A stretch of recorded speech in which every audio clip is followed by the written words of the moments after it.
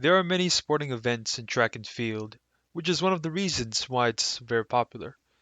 To give you an idea of the number of sports and their popularity in track and field, here's a tier list for your reference. Now, as you can see, all of the sports are fun and unique in their own right, so they all deserve an S tier.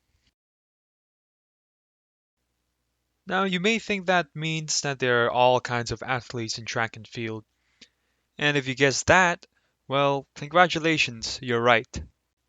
Here are some of the major categories. You have the running people, the jumping people, and the ones who can't jump or run. But every once in a while, you might meet a guy who has legs for arms. And usually, they'll be the ones focused on throwing stuff, including toothpicks, cannonballs, plates, and metallic baseballs. And today, we'll be covering the physics of shot put and discus.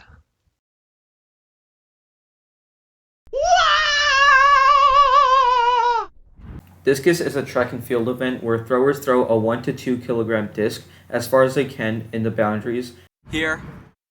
and without going out of a ring. To hold the disc, you hold it by the tips of your finger and release it so that it rotates and leaves the index finger less. Combined with the centripetal force of spinning, you get a great field event. But have you ever wondered about the physics of discus? No? Well, today, let's appreciate discus throwing from a scientific perspective. In discus, the motion of spinning ties in with angular motion, where, with a greater arm span, the discus at the hand gains more linear acceleration and velocity with the same angular acceleration compared to someone with a shorter arm span. Therefore, we can calculate the linear velocity of a thrower or a discus by using the angular acceleration or angular velocity. As you have seen from the previous discus throws in this video, you can see that the discus is launched in a parabolic path. So, we can use kinematics, most notably projectile motion, to calculate stuff. For example, given the angle that I throw the discus, the initial velocity, or acceleration I exert on the discus, and my height, you can solve for the final velocity and the components, and acceleration and components. In discus, rotational motion is evidently shown as I generate angular acceleration and therefore torque on the disc as I spin. Additionally, throughout my spin, the disc never falls out of my hand, not just because I'm holding it, but also due to the centripetal force that helps keep the disc in my hand and provide tension to my arm. When I release the discus rotates counterclockwise, giving it rotational as well as linear force and acceleration. Here are the free body diagrams of the discus right before releasing the discus at the maximum height of the throw and the impact of the discus on the ground. Centripetal force and applied force are the only major forces acting before the throw. During the discus flight, the y component of the applied force is weakened until the maximum, where only gravitational force is present.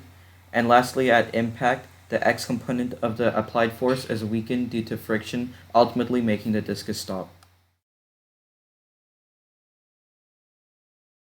I believe I can fly.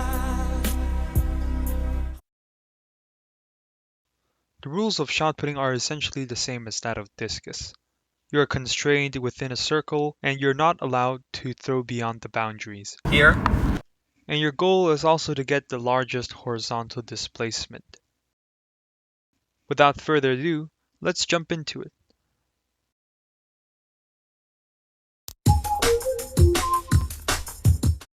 Let's take a look at this in terms of kinematics and rotational motion. At the start of the throw, the shot putter faces in a direction opposite to where the shot will travel. Resting the shot at the shoulders and crumbling his body up, the shot putter then proceeds to perform a move called the glide. Now during the glide, the shot putter rotates his body and moves forward from one edge of the circle to the other edge in the direction he wants to push the shot. The shot putter increases his angular speed and linear velocity as he moves from one edge of the circle to the other, causing him to experience a rotational and linear acceleration. Now let's analyze the shot. When it's being held by the shot putter, It experiences the same kind of changes in motion as the shot putter is doing the glide. But after it's released, the shot travels in a parabolic path that is in a direction tangent to the point of release.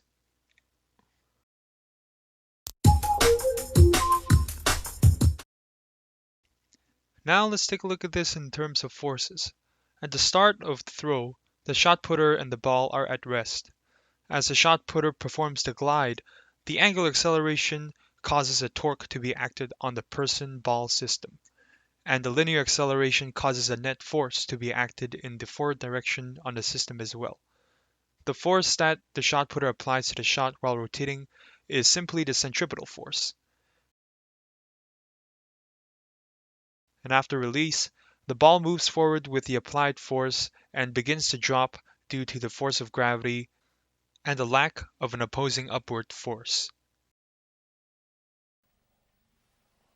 Wow!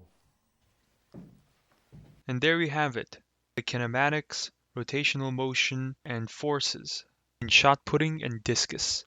Of course, these concepts can be applied also to other similar scenarios. Well, who knows?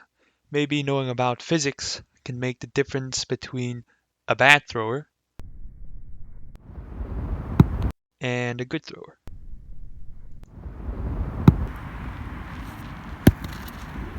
Oh my god! Wow! Anyway, thanks guys for watching, and be sure to check out the next part where we share our, well, challenges of filming the video.